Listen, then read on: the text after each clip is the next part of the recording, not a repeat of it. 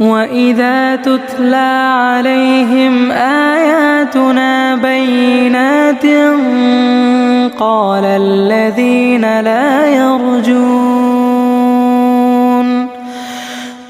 الذين لا يرجون لقاءنا ائت بقرآن غير هذا أو بدله قل ما يكون لي